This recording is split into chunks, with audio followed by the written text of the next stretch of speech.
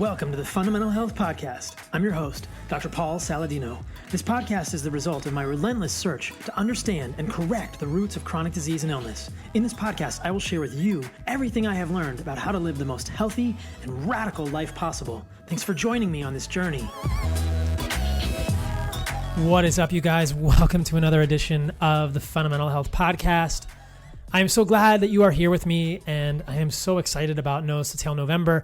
This is our celebration of organ meats. It is our gratitude to the earth, to the animals that nourish us, and it is a true celebration, a true ceremony, a true hat tip to the benefits of nose to tail nutrition in our lives. Fresh organs, desiccated organs, all of it.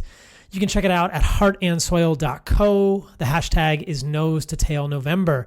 If you need more nose to tail nutrition in your life, check us out at heartandsoil.co as well. We are making what I believe are the finest, the highest quality, grass-fed, grass-finished, regeneratively raised nose to tail organs, desiccated, encapsulated into gelatin capsules right here. Well, we're based in Austin, California, but these are from New Zealand animals on regenerative farms there. Right now, we've got Lifeblood, which is an amazing supplement with blood, whole blood. It's the only supplement with whole blood, and spleen and liver. It's one of my favorites, and histamine and immune in stock.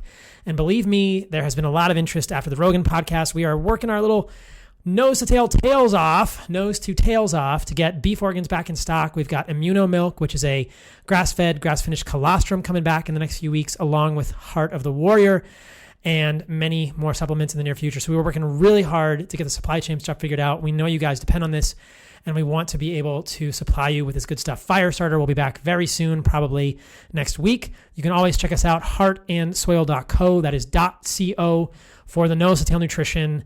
Thank you for being a part of the remembering. Including these organs is something that we are blessed with in our lives. They nourish us deeply, and they help us remember how humans are supposed to eat. And as you guys will all see, I'm also interested in how humans are supposed to live in all of the ways that make us alive and well and optimally healthy and fundamentally happy based on where we have come from. So heartandsoil.co, thank you guys. All right, on the podcast this week, I have none other than Nora Gedgaudas. She is the author of Primal Body, Primal Mind, and another book on the importance of eating fat in your diet. She is one of the Paleo OGs. And speaking of how humans are supposed to live and the remembering, Nora thinks about this too. This podcast was recorded a few months ago, but it is still relevant. Nora spent a lot of time with wolves up in the Arctic. I talked to her about that, and we have some friendly debate about macro ratios with protein and fat. If you're interested in the first part of the sort of friendly debate series of is a carnivore diet or a carnivore-ish diet the real paleo diet, you can listen to the podcast I did with Loren Cordain, the author of The Paleo Diet, and his crew, which is also at heartandsoil.co under the Learn tab. It's all there for you guys. But this is the second part of a little friendly debate amongst paleo people. And my position, my postulate, my premise is that a carnivore-ish diet is really the true paleo diet, that prioritizing meat and organs is the way that we should live, and the least toxic plant foods from time to time, which if you guys are following my work, you know is things like berries and non-sweet fruit, avocados, olives, squash. Those are the foods that our ancestors have eaten. Occasionally they'll eat tubers if they can't get anything else, but as I talk about many times, when animal foods are available, especially animal foods eaten nose to tail, they will shun the tubers. So I think you'll really enjoy this conversation with Nora Gedgaudas. Thanks for coming on to her. Nora, welcome to the podcast. Thanks for coming on. Oh, Paul, thanks for having me. This has been a long time coming, and I'm really glad to be here. Yeah, we've been kind of crossing ships in the night, and I'm glad we finally were able to make it work. Yeah, yeah. It's taken a little bit, but I'm glad we were able to finally get this to work out. We got it figured out. You know, when I was in medical school, I remember reading a lot of your stuff. I was influenced by your stuff for many years, and I've always really appreciated it. So thank you for all of your work. Your first book was Primal Body, Primal Mind. We'll probably talk about a lot of those ideas in the podcast today. Sure. As many listening to this podcast will know, my roots are really in paleo, and I think that's where I've kind of orbited for a long time. And carnivore has been, a suborbit of paleo, and maybe carnivore is a subset of paleo in some ways. But I think that this is the community which I originally found a home. So that's pretty cool. So tell us a little bit about your story and how you came to paleo or these ideas, because it's pretty interesting how you got here. Yeah, it's a long, convoluted trail. I mean, my interest in nutrition goes back more than 35, years. My focus on that being a passion of mine, a first love, if you will. Mm-hmm. Then I spent more than 20 years working in clinical practice, doing something called neurofeedback, working with the brain, and also incorporating a lot of these principles that I write about, with the clinical populations I worked with, and usually got my best results when I combined those two modalities. And so, but, prior to about 1991, I was interested in nutrition, but my early interest in nutrition was sort of sparked by an interest in supplements, and the early, biohacking didn't originate, with the kind of the current trend. It originated with people like Dirk Pearson and Sandy Shaw and whatever else back in the 80s. And I was really into that. And I was into, like amino acid therapy for improving mood and all that kind of stuff.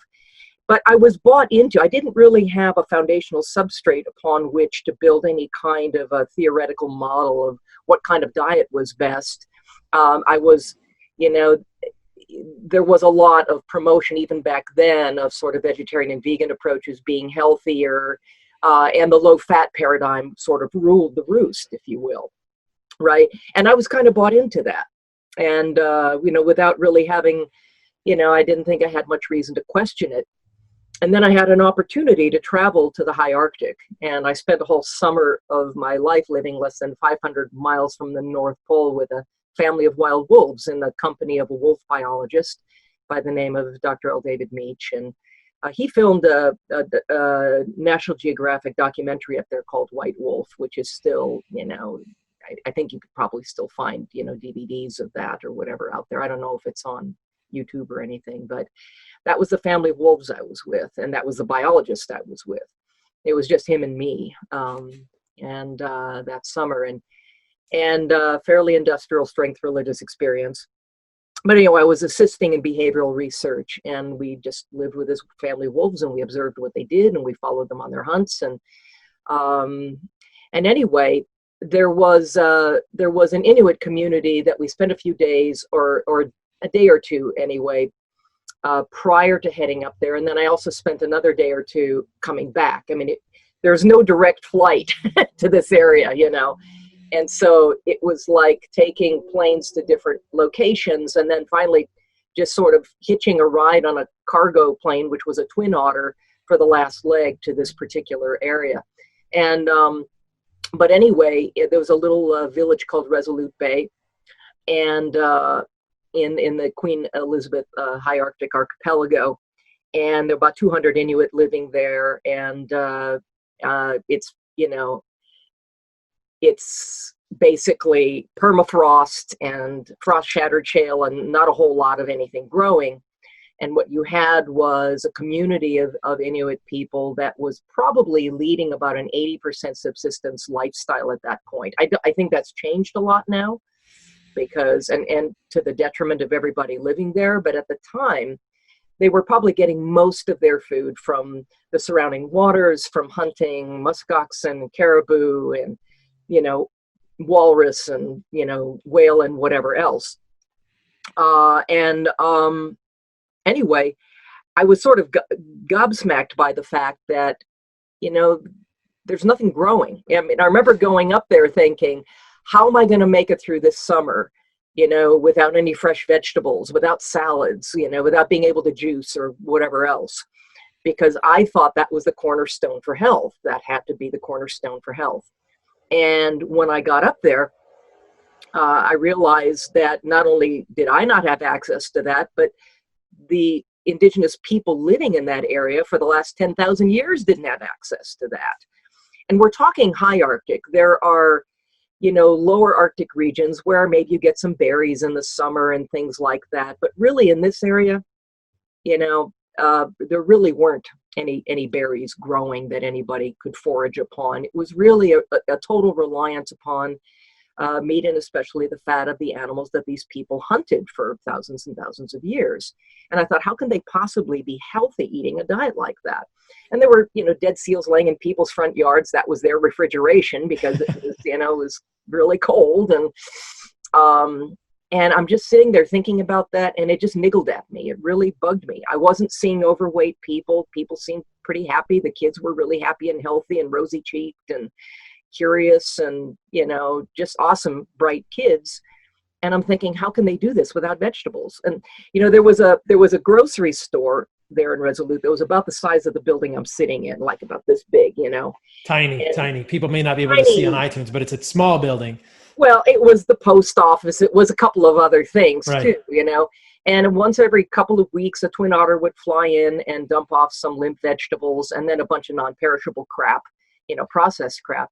And people there liked that, the processed crap, because it was tasty, but it was expensive. And so it was impractical as any kind of major means of, feeding your family. They mostly hunted because it was, and fished because that's what was practical. But when I got to Ellesmere, which was quite a bit more beautiful than Resolute, and it was just amazingly pristine, I realized that I was looking at a landscape that was probably not unlike Northern Europe at the end of the last ice age, when Cro-Magnon humans, or 40,000 years ago, where Cro-Magnon came across. And again, the ground was frozen. There wasn't a whole lot to eat, but there were quite a few signs and archaeological sites that had never been touched by archaeologists, Wow. The ancient sites. In other words, they weren't archaeological sites, they were ancient sites where you could see where there had been dwellings and villages and things like that of people living. And what you saw were cracked open skulls everywhere, and cracked open bones, long bones, where marrow had been extracted for food. Not a lot of signs of, fishing, some whale bones. I found quite a few whale bones and things like that around, especially on the edges of the shore. And then when you went further inland, there were other cultures that were there much longer ago, and where it was exclusively land mammal based, detritus that you saw sort of strewn about. And I found myself just not really knowing what to do with all that. And then on top of everything, I began developing cravings for fat in ways I just didn't even know what to do with, other than just start eating a lot of fat. We had butter with us, we had nut butters, we had salami and cheese. I mean, not necessarily the best quality fats. We did some hunting for our food, but we weren't hunting large animals. We were mainly hunting Arctic hare, and those were relatively lean animals. But we, were like throwing gobs of butter in the pan as we cooked up the meat and whatever else. And I didn't move very much that summer. I was very well bundled against the cold. We mostly sat and watched wolves do what they did around the den, or we rode on four-wheelers. There wasn't a lot of exercise to be had. And so I sat on my butt, ate a lot of fat, and by the end of the summer, I'd lost about 25 pounds. And, when I got off the plane and hugged my best friend who came to pick me up, they looked at me and they said, "Did you do this on purpose?" Because I'd lost all this weight. I was super lean, And mind you, I understand that there is, there's a thermogenic thing at work. But the fact is that, I was very well bundled against the cold. And you would think by eating all this fat-rich food that I would have packed on some pounds, because I really wasn't exercising. So there was something there for me to reckon with. And I really didn't know what to do with it until I stumbled across Weston Price's work. And then I thought, of course, this makes sense to look at things from this sort of anthropologic perspective. But in my mind, his work didn't go back far enough, right? Because I understood that the world was a very different place prior to the Holocene, prior to a lot of the indigenous cultures that he studied. And I really wanted to go back and understand what the earliest selective pressures were and what the dietary, availability of various things would have been that might have shaped us physiologically and might have shaped our nutritional requirements. And so I think that's why I chose the word primal in my whole thing. There are lots of people using the word primal. I was probably the first in the genre to use it. But to me, it just meant, I don't think it means a whole lot that's very different from paleo, other than, to me, it implied something older, something that went back a lot further, because a lot of so-called, paleo diet studies were really based upon much more recent Neolithic cultures. And I really wanted to go back a lot further. And what I found was a lot of evidence that, fat to us as an evolving species really would have equated with survival. And it made a lot of sense to me that, fat being extremely energy dense and nutrient dense and whatever else, that of course, that's something we would have gravitated to. And we were unique among primates in the fact that we did that. And it's not just about energy, right? It's about the nutrient density that comes with, the fat soluble nutrients, the essential fatty acids, and all of the nutrient elements that come into play with a fat-rich diet when you're eating the fat of an animal that, of course, was naturally allowed to consume what was, proper for it to consume, right? And that's, therein lies the rub, in terms of our modern day deal, when vegetarians and vegans are screaming about, the unhealthy nature of feedlot meats. I'm not necessarily disagreeing with them, although I guess the recent red meat study disagrees with them, but I digress. But I still, I think that there's ample reason to be very uncompromising in our dietary choices in that regard. So that led me into this kind of ancestral perspective. I wrote the book Primal Body, Primal Mind. But what I realized along the way too was that even though, to me, taking a close look at what would have been natural for our most ancient, evolutionary ancestors to consume, to me, that is the only rational starting place in terms of determining what is optimal for us now. But it's not an endpoint for me. It's a useful starting place, but we have to consider the fact that our prehistoric ancestors weren't necessarily selecting food based on what was going to help them live longest and healthiest. There were certain foods that they habitually consumed, and that is highly significant to me, and we have to accept that is some sort of foundational consideration. But in my mind, just because something grew out of the ground, and they were able to shove something in their face and chew it up and swallow it and not drop dead, isn't necessarily an indication that that food was optimal for them any more than it would be optimal for us today, right? It is, how would, and then I had to ask myself, well, how would I know what was optimal and what wasn't? And that's where I incorporated aspects of longevity research into my studies and found a way of sort of cross-pollinating, if you will, those ancestral concepts with what we now understand in terms of longevity research, in order to better optimize those prehistoric principles for modern health.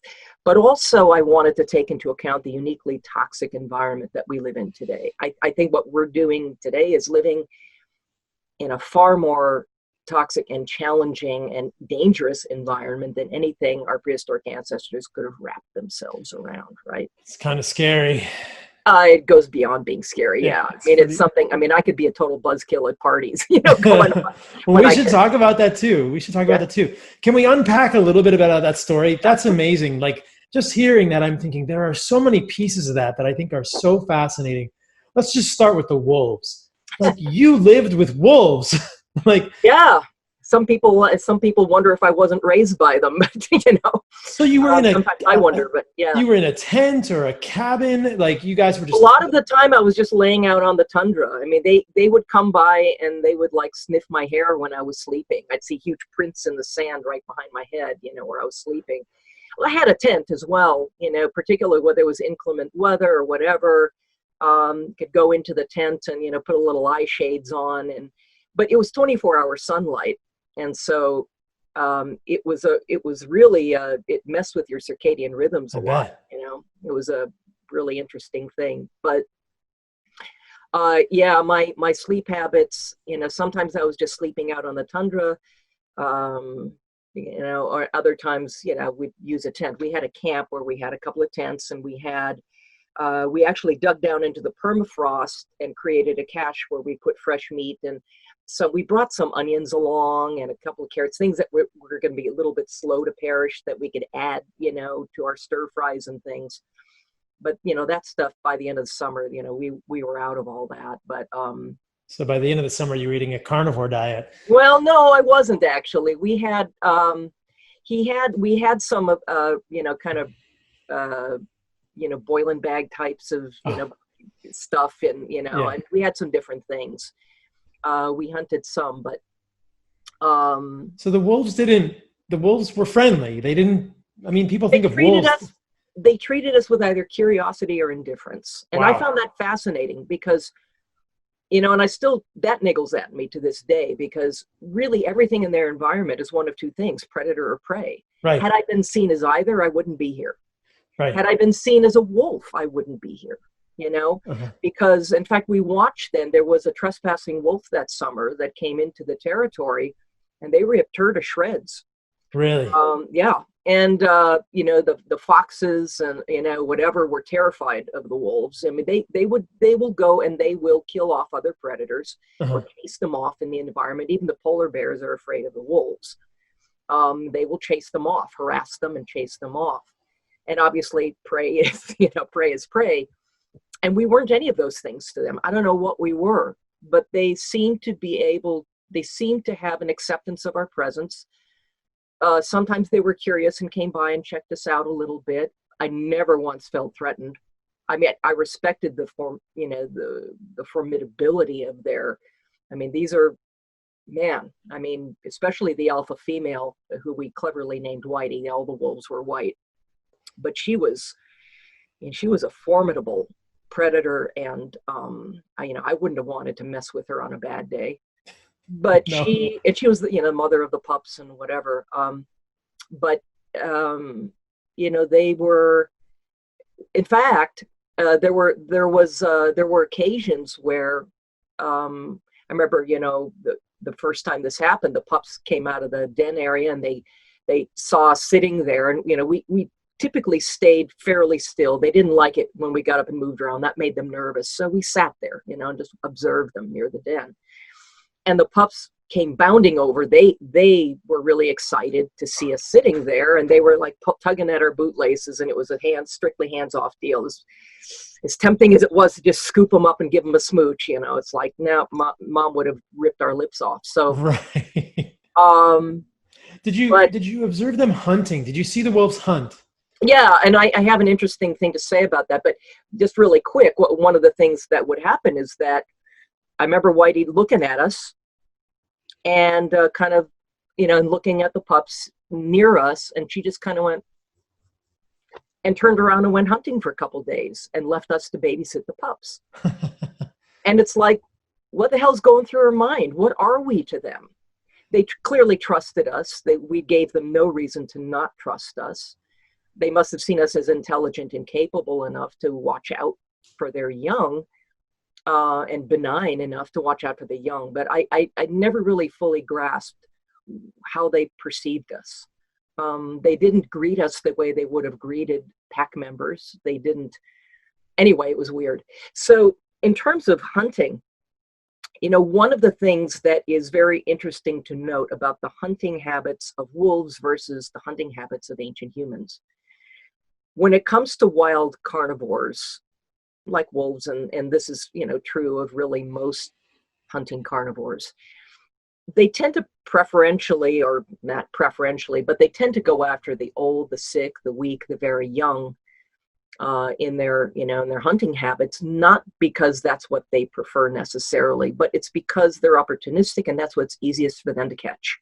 Mm-hmm. With the limited technology they had, despite, a high degree of intelligence and cooperative hunting ability, they would typically go after those kinds of animals. And I'm sure they would have loved to, sink their jaws into a nice, fat, sassy, healthy young animal. in its prime. But that isn't what they went after. They knew not to bother with that. Human hunters, on the other hand, preferentially went after the fat, sassy animals, even though they were harder to catch and quite a bit more dangerous to go after, because they knew there was a big payoff. They wanted the fat. Worth it to them. They wanted the fat. I've seen in the anthropologic literature that all sorts of tribes did that. They always hunted the fattest animals, and if the animals were too lean, they just didn't even hunt them. That's right. Or they'd just leave them out in the sun to rot and move on to something that had more fat, because they understood that protein without sufficient fat was detrimental, right? That there was a protein ceiling. They may not have understood that concept, but they did know that eating too much lean meat could make you sick. And they knew that fat was really, really, really important. And this wasn't just true in the Arctic. This was true in places like the Aboriginal outback and in tropical places where fat has always been, significantly sought after, as a critical, thing. And of course, Weston Price, there were two things that, so lots of people that, and, I'm on the board of, as I guess you know, because we ran into each other at AHS and I was working the Price Pottinger booth. I'm on the board of the Price Pottinger Nutrition Foundation. There are 67. That's not the same thing as the Weston A. Price Foundation. Right. Different. The Sally Fallon Foundation. It's this is a 67-year-old organization that owns the entire repository of Weston Price's work, of Francis Pottinger's work, and the work of like 16 other nutritional pioneers. But Price, of course, looked at the diets of all these, what he called primitive people groups all over the world. He traveled 100,000 miles over 10 years. And what he found was a distinct lack of disease and extraordinary health and robustness and great teeth and great skeletal structure and great mental health and all this stuff. And of course, the diets varied quite a bit from place to place. And so many people that are familiar with his work, including many people promoting his work, kind of their takeaway was just eat real food, right? But that's not even necessarily what Weston Price himself concluded. Or at the very least, he asked himself a very highly intelligent question, because he was a highly intelligent guy.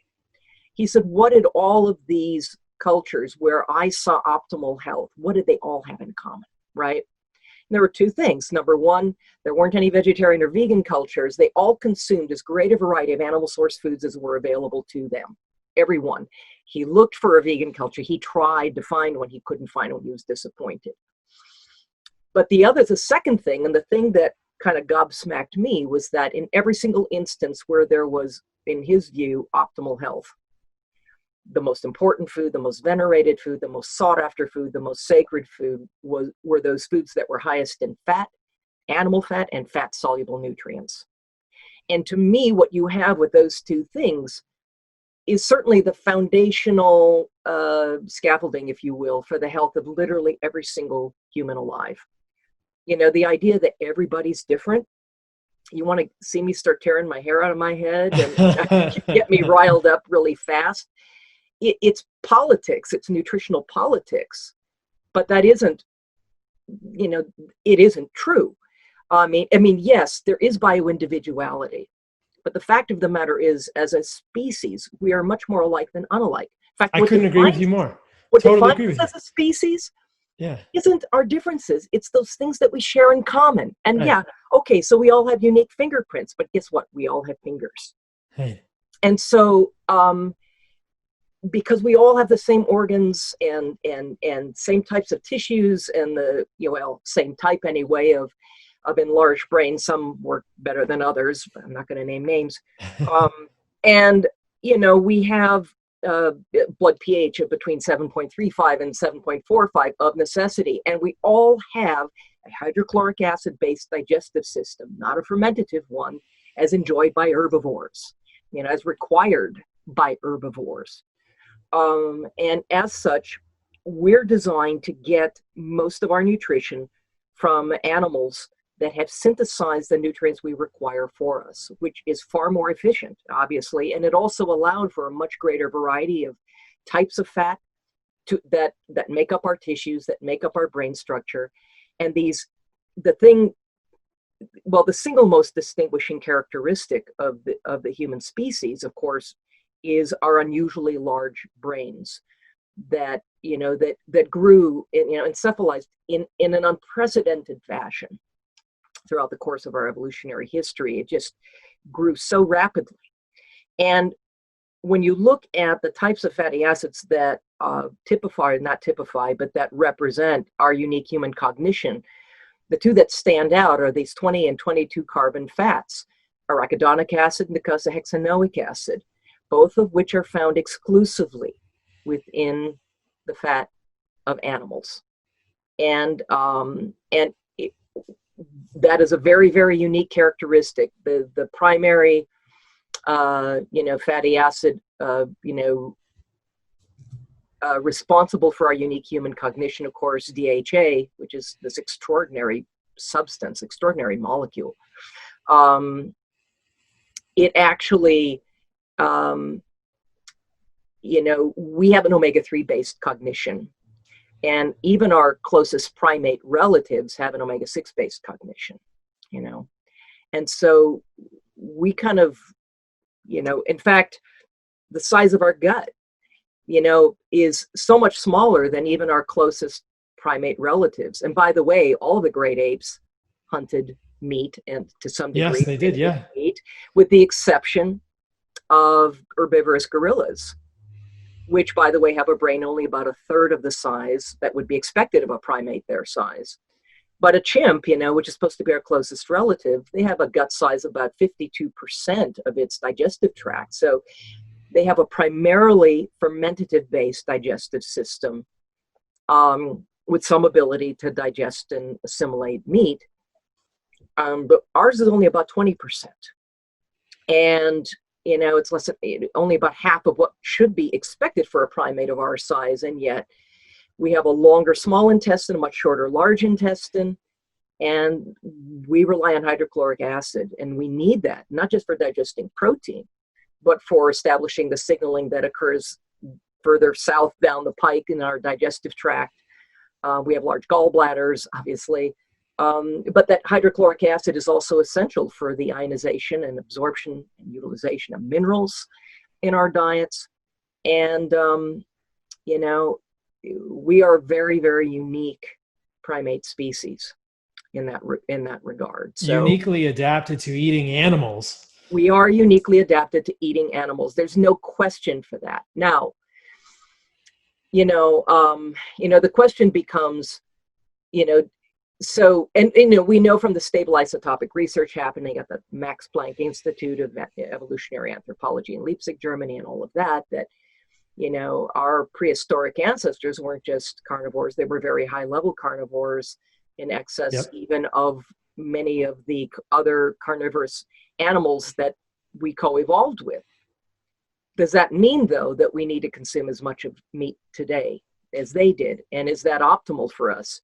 And, my answer to that is no, that we're much better off moderating our protein intake for a variety of reasons. And again, of necessity, we have to have animal source protein.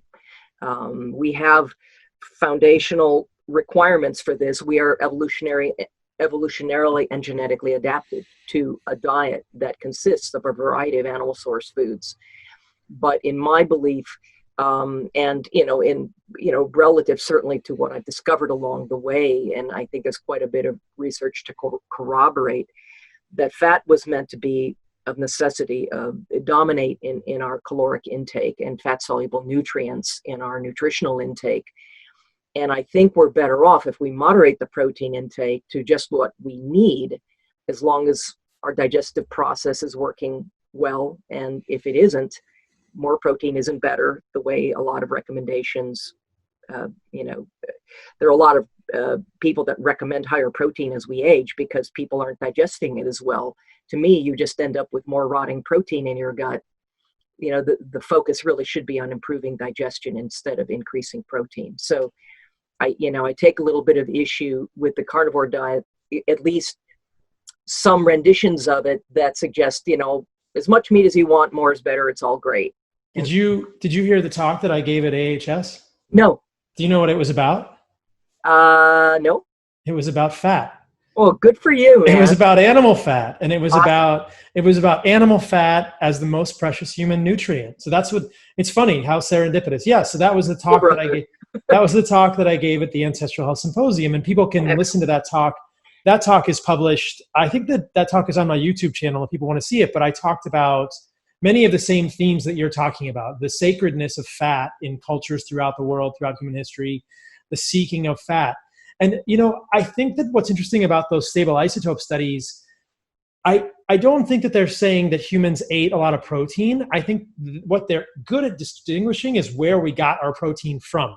Right. Because they're showing us that we got our protein from animals rather than plants. Right. And because of the nitrogen and the carbon isotopes. And so that, I think, is quite unique about it. And that's been the part that I've taken away from them. I don't think we know what the macros of our ancestors were because we don't have a sense of where the fat was coming from. But because of the way that nitrogen and carbon bioaccumulate as you go up the trophic food chain, we can see that our protein was coming from animals rather than plants. So for me, I've always kind of said, hey, here is evidence that we were primarily carnivores. But I think, as you have suggested, and as Miki Bendor has suggested, and many others have suggested, that we were hunting the fattiest animals, and who knows what macros we were getting. And I think we're still trying to figure out where the protein to fat macro is. And I would tend to agree with you that overconsumption of protein is probably not a great thing. The question becomes, and we can probably talk about this a little bit, what's the sweet spot for protein? I'd be curious to hear what you think about that. Sure. Well, I do want to cite a little bit of, so sometimes when you don't have clear data, like you say, in terms of macros, et cetera, we can extrapolate a little bit from logic. When we look at the world that we occupied prior to the end of this last ice age, which I say the end, we're still in it. We just have been in a period of glacial retreat as opposed to glacial advance.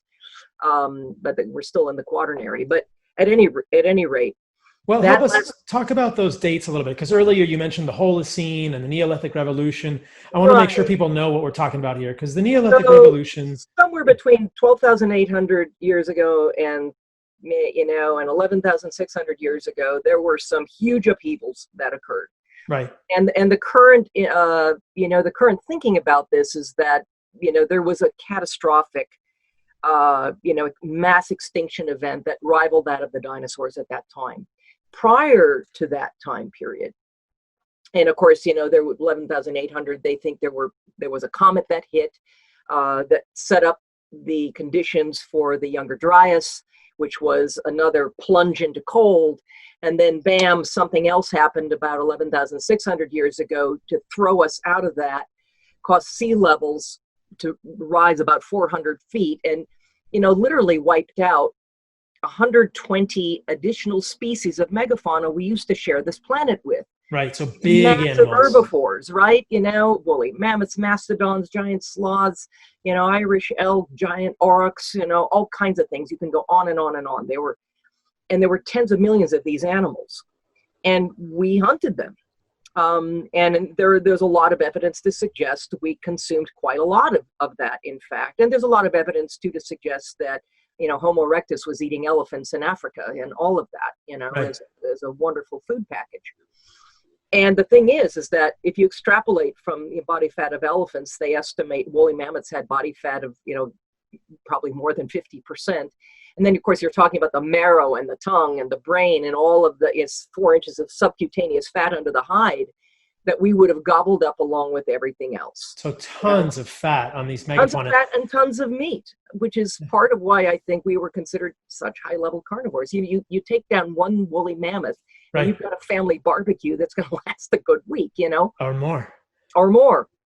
And so generally, as animals get bigger, they tend to get fattier. They get fattier. And so most of the animals, we went after the biggest animals we could hunt. Yes. And even in the Mediterranean regions, where one might assume that, well, there was so much easily gotten seafood, we had to have, really gone to that. And Mesolithic hunters back then, were still going after the biggest animals, biggest terrestrial herbivores that they could hunt. They were not going preferentially after seafood. This whole idea that, you don't see too many cave paintings of fish, but what you do see, and this is something that I've also been gobsmacked by when, because I love cave art. I just love it. To me, it's some of the most beautiful artwork humans have ever created. And so I was going through, and back when I was still using Google, which I don't anymore, but I was imaging, that's a whole other talk. But going and looking at all of these different cave paintings. And what I suddenly realized was, these human artists were extraordinary artists. I mean, when you look at the way, for instance, in Chovy Cave, when they painted cave lions, they were perfectly proportioned, muscular animals, and they were very accurate in their depiction. But, or other predators. But when they depicted the animals they actually hunted, what did you see? You saw something that looked like it came off a Macy's Day Parade float, this great big bubble of a body, and tiny little stick legs, this disproportionately fat body.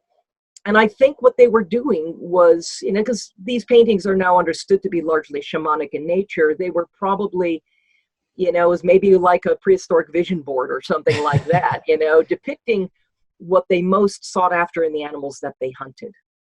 Fat and sassy.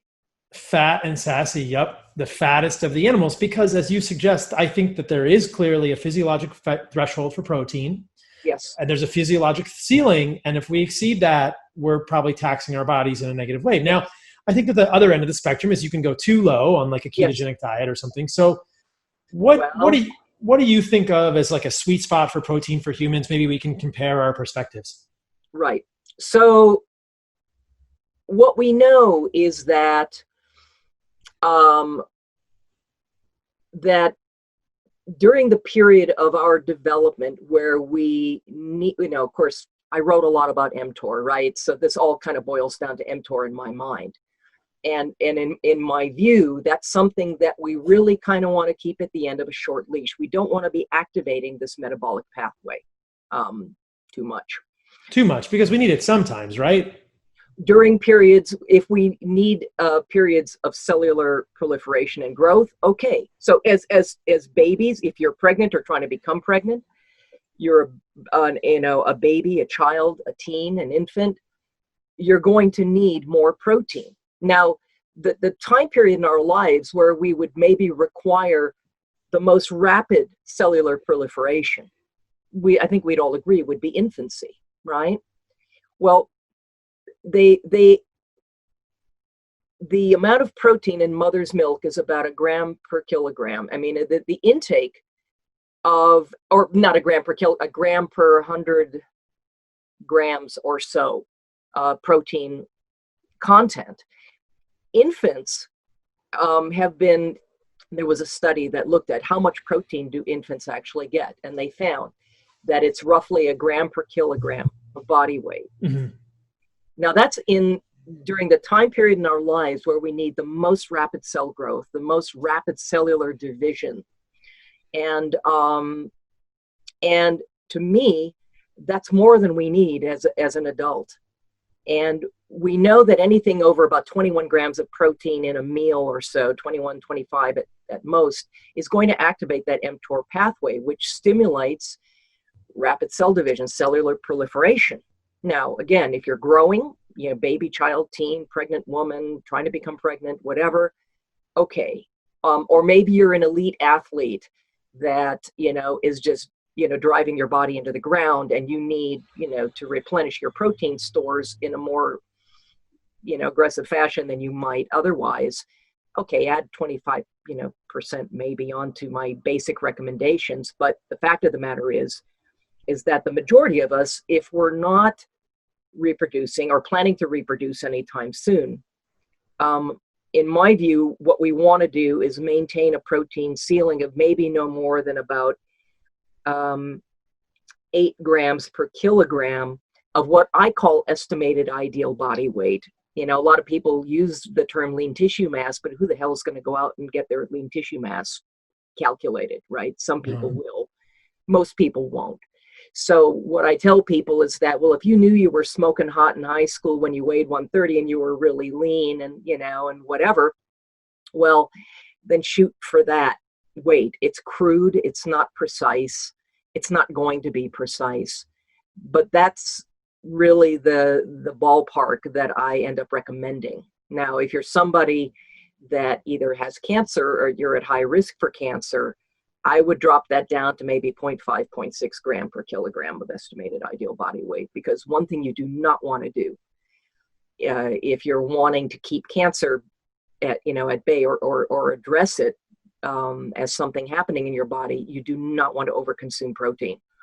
And anything over about 21 grams is going to activate that mTOR pathway. And so I advise people to try to keep the amount of protein you consume in a meal below about that amount, the actual protein. And obviously there's about 7 grams of protein in meat or fish and 6 to 8 grams in an egg, and, kind of go according to that. And again, it's only too little an amount. I mean, the thing is to strive for protein adequacy, to meet those requirements, but not exceed them, except under certain specific circumstances, and that's because there are far too many detriments associated with mTOR activation. And particularly now that cancer, there was a thing the other day that just said cancer just became the #1 cause of mortality. I think, can I add some thoughts Sure, there? go ahead. Yeah, I think I see things a little bit differently. I've always kind of seen it as we want to activate throughout our life. I think we want to activate mTOR throughout our life. I think we want to have mTOR on at certain times of the day. I don't think we ever want zero mTOR activation. And I get a little worried about trying to completely abrogate mTOR signaling, because I think we want to maintain lean muscle mass. We want to maintain bone density. I think that we are continually recycling and repairing our body, and that it's okay to have mTOR turned on throughout our life. The signals that turn mTOR on are complex. It's more than just leucine. It's more than protein. It's also exercise. And so to say, I think that I get a little worried about good either, but yeah. Well, we could talk about that. Yeah. I get a little worried about, too much concern about mTOR, because exercise turns on mTOR, and I think exercise is a healthy thing, but we can talk about your views on that if you disagree. And then insulin also turns on mTOR, and there are studies that I've talked about a lot that in cell culture, and of course, the relative effects of leucine and or protein, but leucine is the main amino acid in protein that's going to trigger mTOR complex 1 or mTORC1, right? Their differential effects of mTOR by leucine and insulin in the muscle versus the liver. And so it's a little bit of a complex equation, but overall, at least in cell culture in human myotubes, which I think are probably reflective of muscle, insulin is a bigger trigger for mTOR than leucine is. It turns it on for a longer amount of time and more robustly. And I think we don't want much insulin either, right? I mean, I'm all about restricting insulin. I mean, nobody's going to eliminate it completely, and nor, it's obviously an important signaling molecule. Its primary biological purpose is about the coordination of our energy stores with reproduction and lifespan. I mean, both mTOR and insulin are basically related to reproductive pathways. But the thing is that when you do restrict mTOR, what you are doing, instead of making new cells, which is an expensive thing to do and a potentially risky thing to do, particularly in the modern world in which we live, where we're surrounded by so many, toxic mutagenic influences, that what we want to do, when you restrict mTOR, what you're actually upregulating instead is maintenance and repair. And I like to put it in modern day economic terms, that, it's like sending a message, to your body that, well, it's too expensive to build a new house right now, so let's fix up the one we've got. And you can actually do a lot to retain lean tissue mass, because you're not going to be using as much, amino acid for the creation of more blood sugar and all that kind of a thing. You're more likely to retain the lean tissue mass you've got if you're doing that. You may not be making lots more, but why do you need to make lots more, right? As long as you're able to maintain what you have. This is basically, I mean, this is shown up in like every, all the major anti-aging studies do imply that mTOR, minimizing the activation of mTOR is a much smarter thing to do than activating it. And I know we differ in this, but there's this, almost every cancerous process has upregulated mTOR as part of that process. That growth factors are the impetus for cancer metastasis and cancer growth. And that's actually, and mTOR is involved in all of that, as is insulin, as is leptin, as is IGF-1, which is also upregulated through mTOR. All of these things have powerful, basically metastatic effects. I get a little bit scared about equating mTOR directly with cancer. I just don't think it's quite that simple. But it's in the literature. I mean, yeah, but it's not really that simple. It's really not as simple as you eat extra protein, you get cancer. Like that, that's an overly simplified equation. It's not that mTOR gives you cancer. Is that it provides an impetus for a mutated cell to proliferate. That's the issue. Yeah, I think it's the cancer literature is quite complicated, and I think it's a little more complex than just overactivation of mTOR. And I think that there are many people who eat, who activate mTOR a lot and do not get cancer. I think the initial inciting events of cancer are more complex than this. And to suggest limiting the protein that strictly, I fear, will lead to sarcopenia, will lead to bone mineral loss, will lead to problems. And I think it's possible That's only if your digestion is off, though, really. If you're getting adequate amounts, you're meeting your protein requirements, you're just not exceeding them. That's the idea. Well, I fear also that I think that people have actually taken the autophagy thing a little too far. I was talking to Rob Wolf about this on a previous podcast. I don't think that we always want to be mTOR off. I don't think we always want AMP kinase on. This is obviously an oversimplification. I don't think we always want to be doing cellular house cleaning. We don't always want to be repairing the house. We don't always want to be tearing it down. Sometimes we need to be building it up. It's okay to have anabolic signals from time to time. I think that if we do too much, we know that if we just break down, we're eventually going to get to a problem. This is sort of the idea, of the Hayflick limit and these ideas around, I think you can overdo autophagy. And my perspective, at least now, is that we can easily have a balance of these, right? That even on a daily basis, if we're not over triggering insulin, if we're not insulin resistant and having high levels of basal insulin, we're going to have times in the day when mTOR is off and times in the day when mTOR is on, right? So even if we do time restricted feeding for 6 hours and mTOR is on, and especially if we're using leucine as a trigger, obviously, again, this is clearly an oversimplification, but if we're using a precise trigger like a protein rather than a carbohydrate or an insulin signal for insulin, you could have a period of 8 hours a day or 6 hours a day where mTOR is on. And then, a huge part of the day, 18 hours, 16 hours, where it's essentially off, because there's a large part of my day where I don't do anything but water. So during that period, it's off, right? It's kind of like a light switch. I can flip it on and off, but I have to turn it on sometimes. I don't think we should really fear turning it on. I think the problem arises with the Western diet where it's always on. And people eating a Western diet were never getting autophagy because people are they're eating, 16 hours a day, or they're eating 20 hours a day, or, they're eating all the time, or they're having an insulin signal for the entire day. They don't get any of this cellular recycling. But I think that to compress it that much or to completely get rid of it, I worry about this. Well, nobody's going to completely get rid of it, but my argument is for keeping it at a minimum, doing what we can to minimize it. Look, most of the people I know doing really well on the carnivore diet are younger people. When you hit middle age, you're going to run a higher risk of triggering, oncogenic process or triggering metastatic processes if something happens to mutate into cancer in your body. Atkins got really, really lousy results, trying to treat cancer. And we know that carnivores in the wild, frankly, they're not long-lived animals by and large.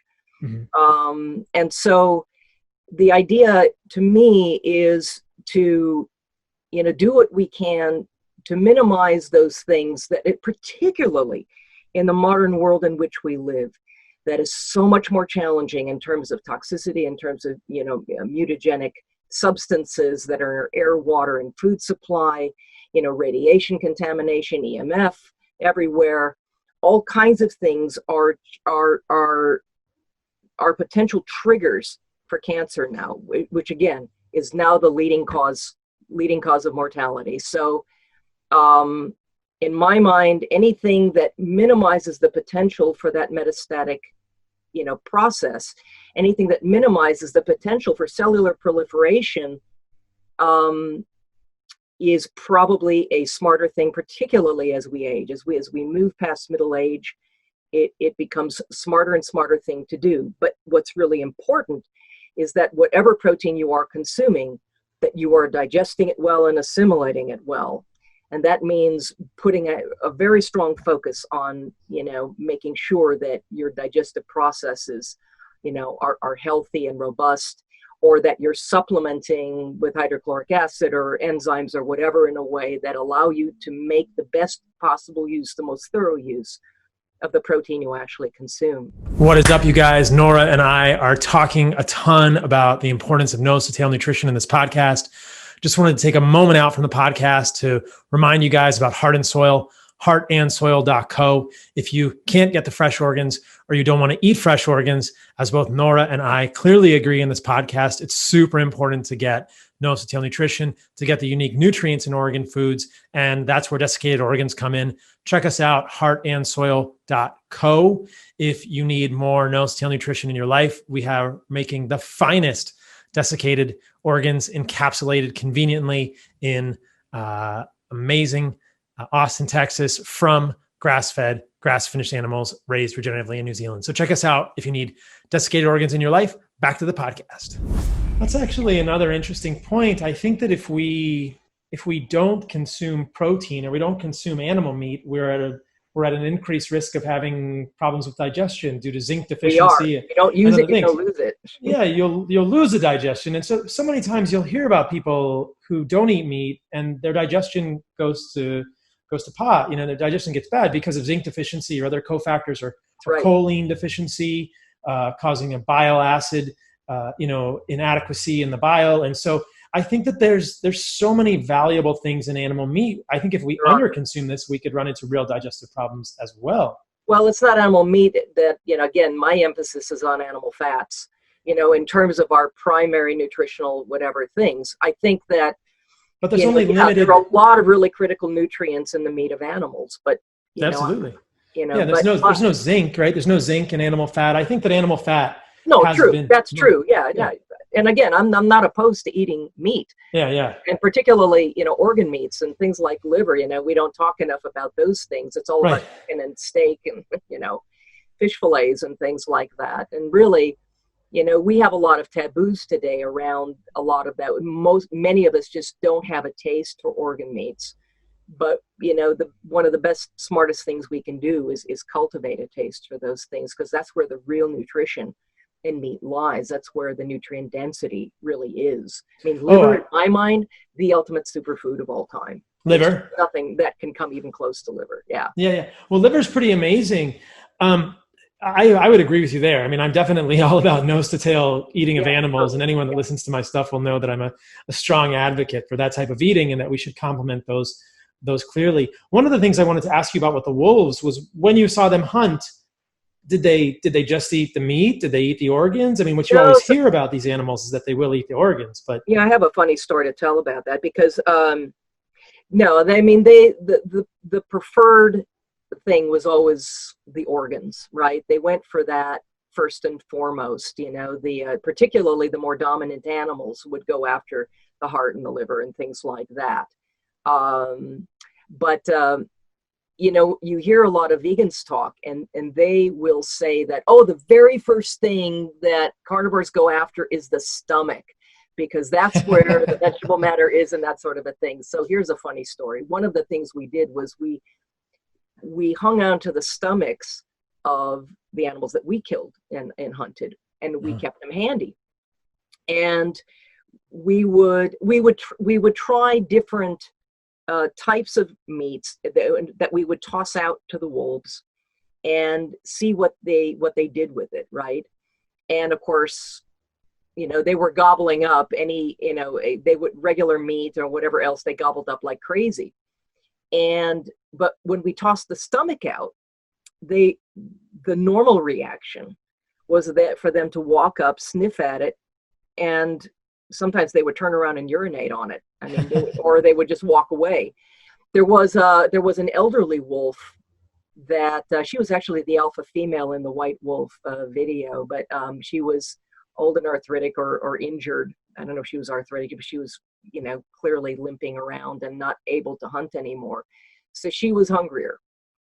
And that was actually her last summer alive, I guess, which was sort of sad. She was a really amazing animal. But, and we tossed the stomach out to her, and she sniffed at it and kind of went, and she picked it up and gingerly tore it open with her teeth. And then she grabbed the stomach and she shook her head wildly. And you just saw the plant material flinging everywhere. And then she ate the tripe. Right. Right. And I've heard of hunter-gatherers doing the same thing. I was talking to a physician who's been with the Hadza in Tanzania, and he said that when they hunt the animals, they'll get the stomach, but then they'll empty it of all the stuff in there. They're not going to eat like digested plant matter, and then they'll eat the stomach. And I think that the stomach can be valuable, but well, I think that there were different practices, because I have heard of some primitive tribes, consuming that as well. I mean, okay. But it certainly is not something that we readily sought after, right? No. And now I also probably differ from you in that I do incorporate plant, fibrous vegetables and greens and things like that in the dietary approach I advocate.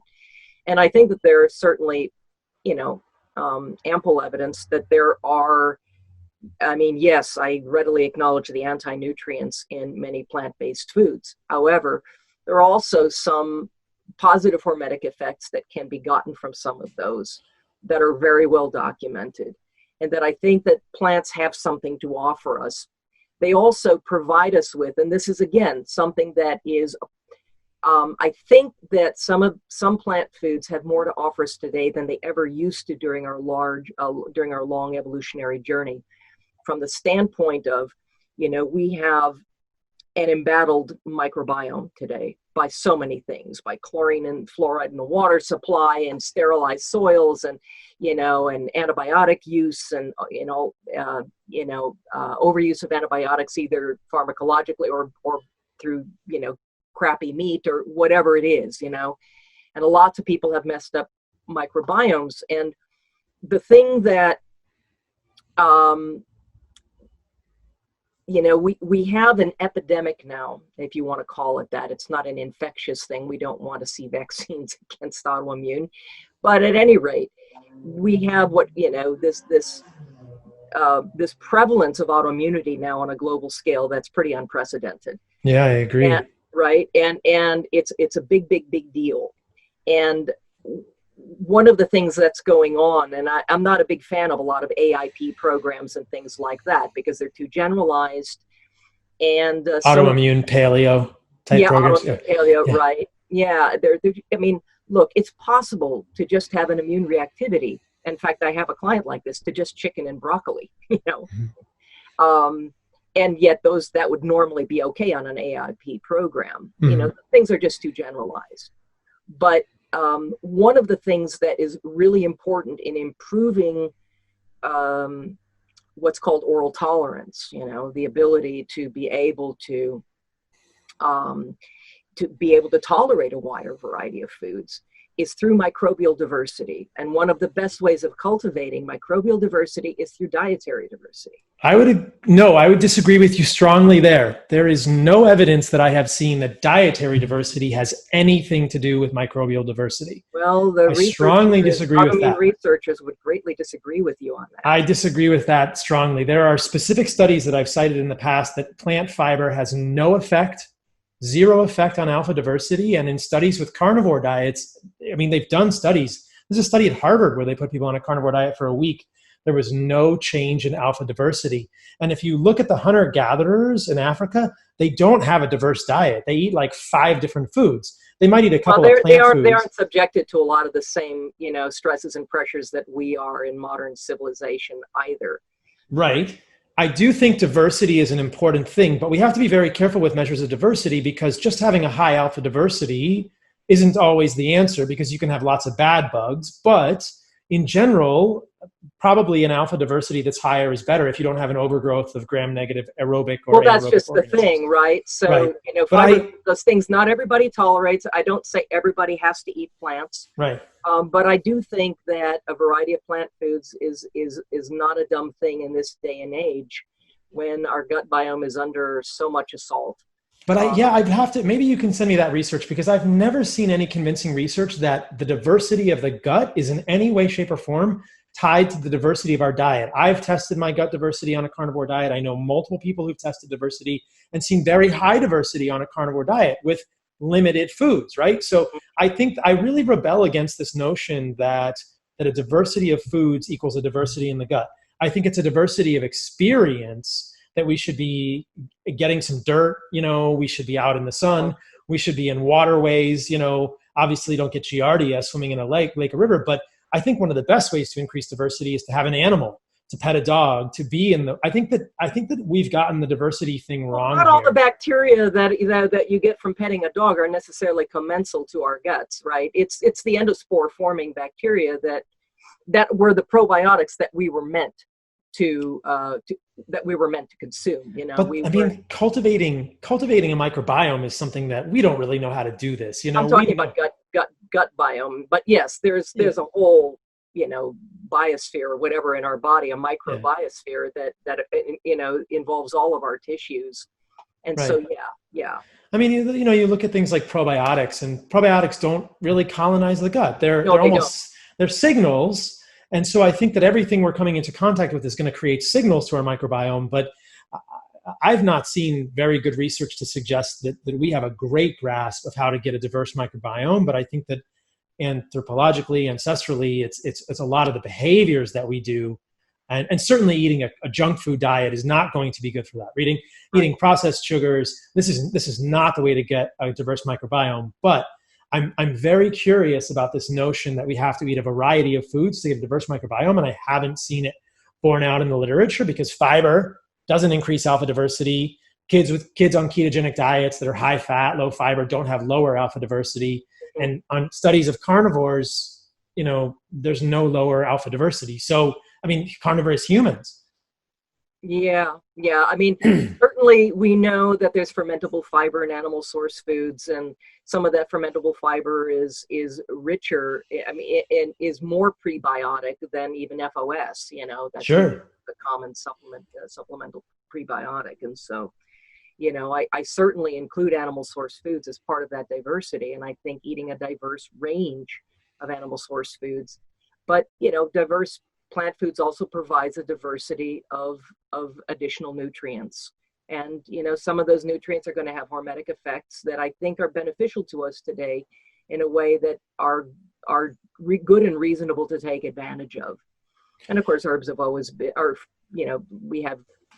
have always been used as sort of medicinal substances and things like that. And so we have a long-standing history of a relationship with plants that I don't think I'm inclined to throw out the window. And I also recognize the fact that not everybody can tolerate their, SIBO, small intestinal bacterial overgrowth is a very real issue for a lot of people today. And a lot of folks just can't tolerate fiber or certain types of fiber. It will vary from person to person with SIBO in terms of what they can tolerate. But certainly we know that, fiber in the gut of, that bacteria can work on, is an impetus for the production of butyric acid and which again is incredibly important. And butyric acid also in and of itself is an impetus for microbial diversity.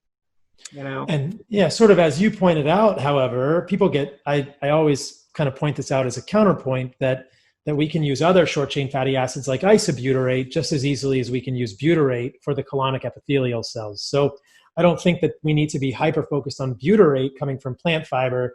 We can get isobutyrate from protein, and that's just as easily going to trigger all the receptors that butyrate will trigger in the gut, and it can be used as colonic epithelial cell fuel in the same way in the gut. So it can acetate. Do you have a study you could send me on that? Oh yeah, absolutely. Yeah. I would love to take a look at that. There's a couple of studies I'll send you. So isobutyrate and butyrate trigger the same receptors in the gut, and isobutyrate has actually been shown to trigger them more. Mm-hmm. So there's clear evidence for that. And then if we think about it from a fat-based perspective, from like a ketogenic perspective, we can get beta hydroxybutyrate from the bloodstream. This is a really interesting nuance that in people with overgrowth of hydrogen sulfide producing bacteria, or in people who have gut dysfunction, they probably can't even oxidize butyrate in the gut to get it across the membrane of the colonic epithelial cell. People who have gut dysfunction or gut inflammation may actually not be able to use short chain fatty acids as well from the gut, and they may need to use butyrate from the bloodstream. And the only way to do that is if you have ketones in your blood. Mm-hmm. And so when we have ketones in the blood, we don't even need short chain fatty acids from the gut to fuel a colonic epithelial cell. We can just get beta hydroxybutyrate. And if you look at the pathway, even whether it's butyrate or isobutyrate coming into the colonic epithelial cell, that's going to be transformed into beta hydroxybutyrate before it's used for fuel in those cells and, becomes acetyl-CoA in the TCA cycle. So, that's the other aspect, because obviously I was the first person in the ancestral health space to actually promote a high fat, lower protein, whatever ketogenic dietary approach. And, I haven't deviated from that core message. I really, I think ketones were actually meant to be our primary metabolic fuel, not glucose. It makes, to me, all the sense in the world. It makes no sense to me that our ancestors would have relied on glucose as a primary source of fuel. I don't think we'd be here if that were the case. Mm-hmm. And again, protein moderation allows for a much stronger ketogenic metabolism, and higher protein makes for generally a weaker, and less reliable ketogenic metabolism. And so, and also when we consume protein in excess of what we require for our maintenance and repair, there's a certain percentage of that, anywhere from 36 to 58%, depending on whose research you look at, is getting converted to sugar and getting used the same way, has its, glycating effects, etc. And, it's not necessarily, doing anything extra for us. We're adding to, toxic metabolites our body has to work to get rid of. We're adding to, urea, we're adding to all kinds of things, and ammonia, all that sort of a thing. In my mind, I don't really want to exceed, those thresholds on a regular basis. I just don't. Yeah. Right. I think that we agree about that. I just think that I probably set the bar for protein a little higher. I generally recommend, it's significantly higher. It's not extremely high, but I've kind of thought that 0.8, 0.9 grams per pound is probably what I'd want to see. And, I just don't think that, I think you'd actually have to look at net nitrogen utilization and, look at that kind of stuff to determine, like, does your body need this protein or are you wasting it, until we have objective evidence? Because, otherwise it's just conjecture to say, I don't think we can actually just pick a number out of the air. I think we'd actually have to do studies with a person and say, is this amount of protein adequate for your body? At what point do you start wasting the protein? All right, now your body's gotten enough. And there's going to be differential demands based on macronutrient breakdowns. Obviously, if you're in ketosis, your degree of activity and whatever else. But again, what I go back to the idea that infants, the intake of protein from mother's milk has been determined to be about 1 gram per kilogram, and that's during the time period in a human being's life where rapid cell division is absolutely, and rapid growth is absolutely the most strongly required of any other time period in our lives. I mean, that's arguable. Yeah. And so why in God's name would an adult who isn't needing to grow anymore, may not be procreating anymore, why on earth would we need to even be consuming that much protein, much less protein in excess of that?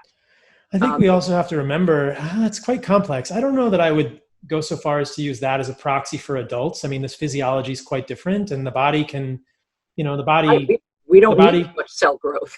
Well, but the body can make some amino acids, right? There's some essential and some that we can just make. So you don't really know. We're pretty good at recycling it. I mean, we're pretty good at recycling protein in the body. So our requirements, for new protein intake is not going to be, that high, quite frankly.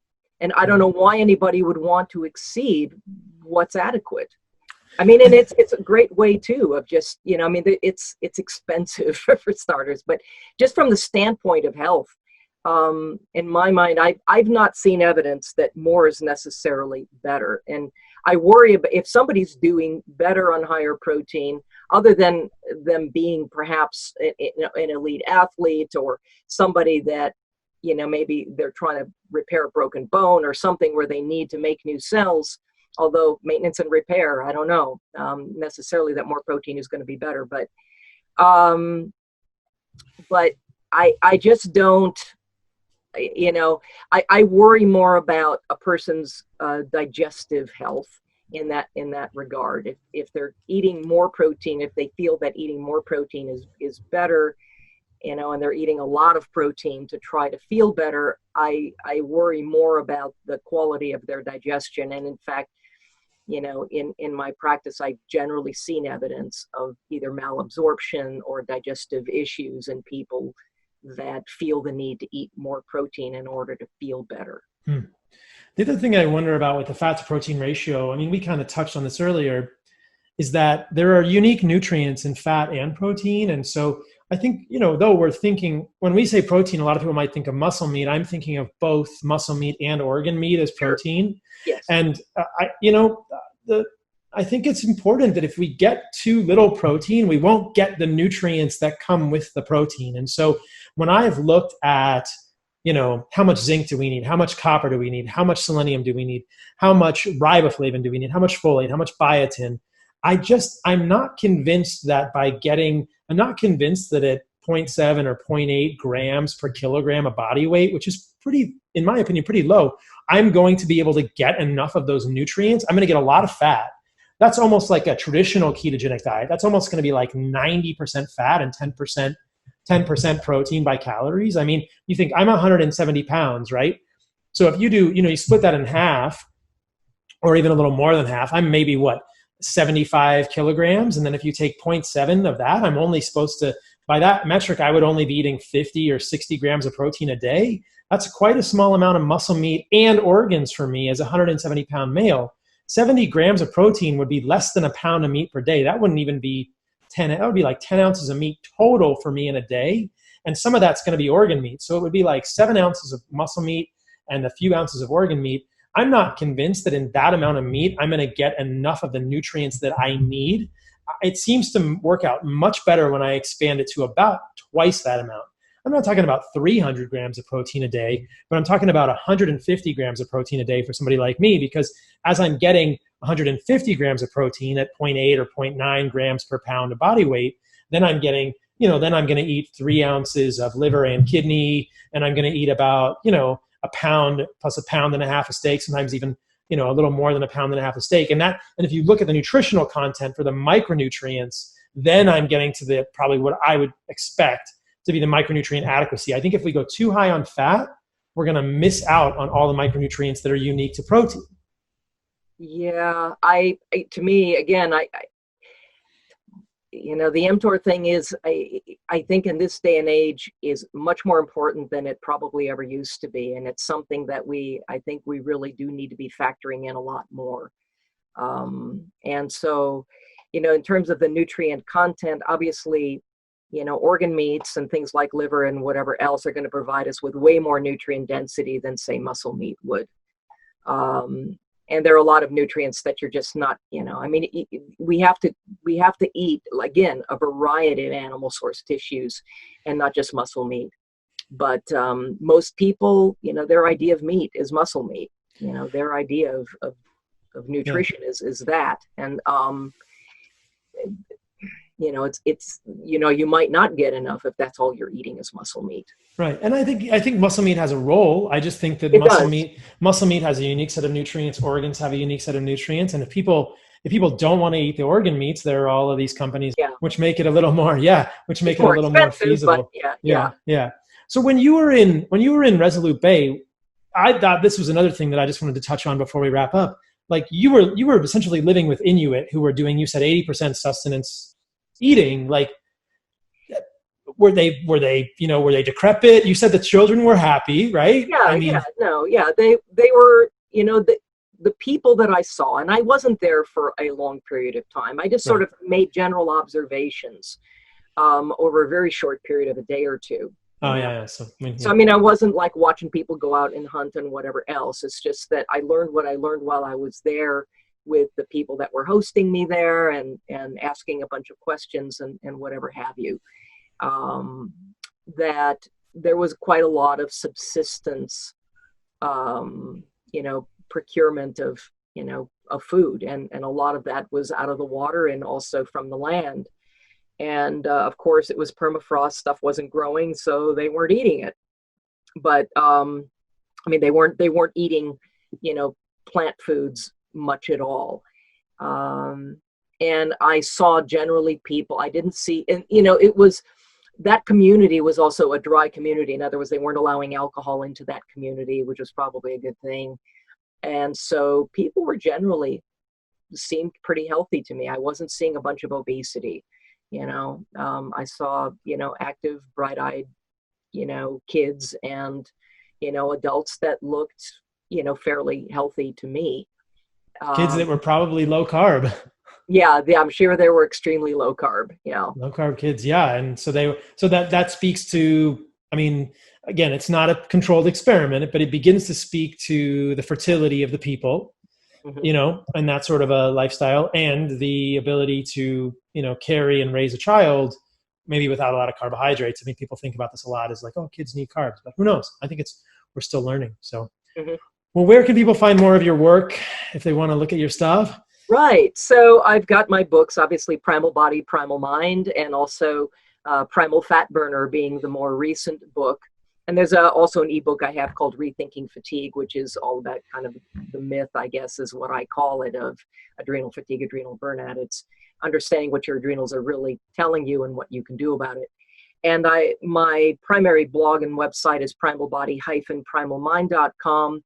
And I also have I teach an online certification course that it's like 52 weeks worth of material called Primal Restoration. Awesome. And you can go to primalcourses.com to learn more about that. I'm also about to release a program called the Primalgenic Plan. It's a 3-week meal by meal total health transformation program, which is all about adopting, what I now call a primalgenic way of eating. I'm kind of divesting myself a little bit from kind of the traditional notions of paleo and keto, which in my view have become a little excessively commercialized and have begun to mean something different to everybody claiming to practice them. And so I'm trying to take control of my own definitions, by using that term. But it's really about health optimization. And so you can go to primalgenic.com and put in your name, your email, whatever, which I will never abuse. And then you will be among the first to be notified when that program becomes available. And it's the program that I have been most asked to create out of everything. So I'll be excited to release that in about the next month or so. Great. So the last question I always ask everyone is, what is the most radical thing that you have done recently? This is radical, like 80s radical. 80s radical. Well, just that's the sense, that's the spirit of the word radical. Radical. Man. I wish you'd asked me before so I'd have had some time to think about that. I don't know,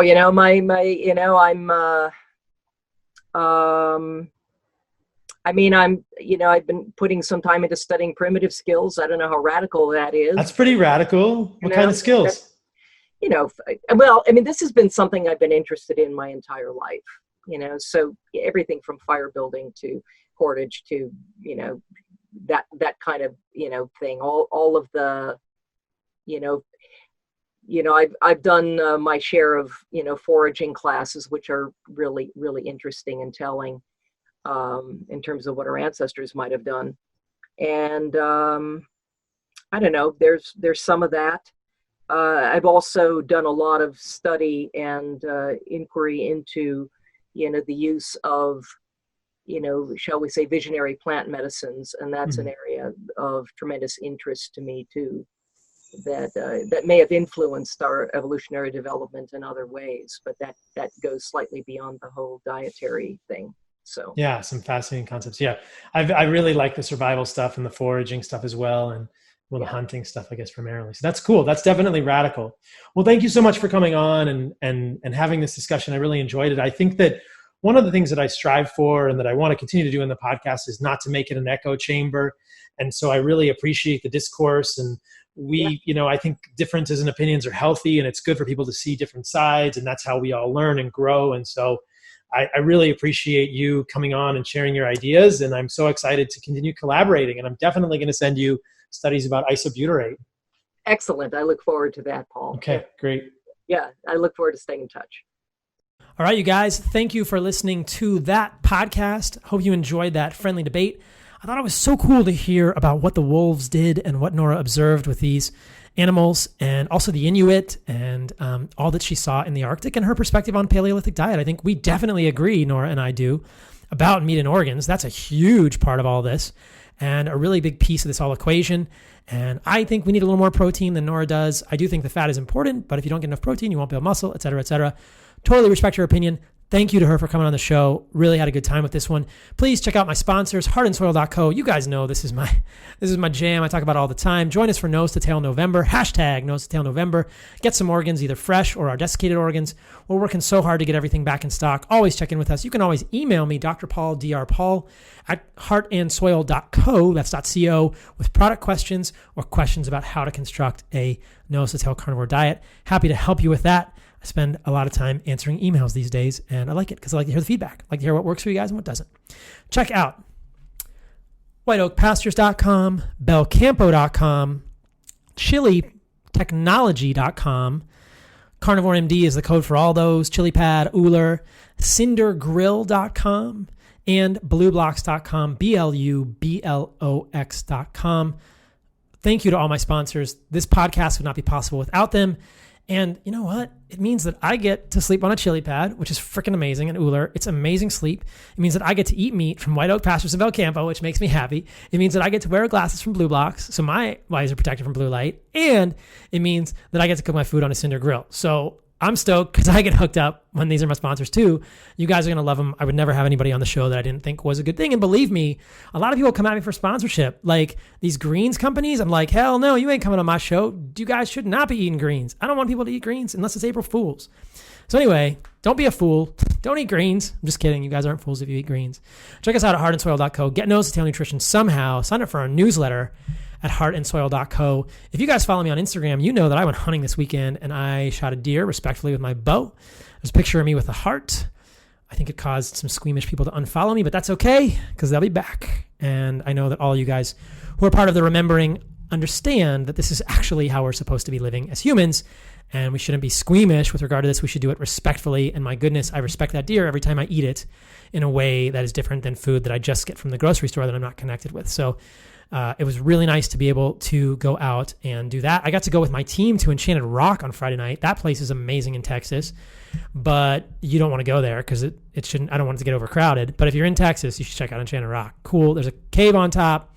We looked at the stars. It's just so cool to share all of this with my tribe at Heart and Soil. So until next week, you guys, stay radical. You are all a part of the remembering. Thank you for joining us for Nose to Tail November at heartandsoil.co. Look for a controversial thoughts video this Friday on a couple of things. I'll leave it as a surprise what it's actually going to be about, but those come out on Fridays everywhere. And there should be a lot of exciting things from Heart and Soil coming down the pipe. So, all right, love you guys. Social media is the pandemic. Wilderness is the answer. Get in the wilderness. You are part of the remembering. Stay radical. I got all the taglines. See ya.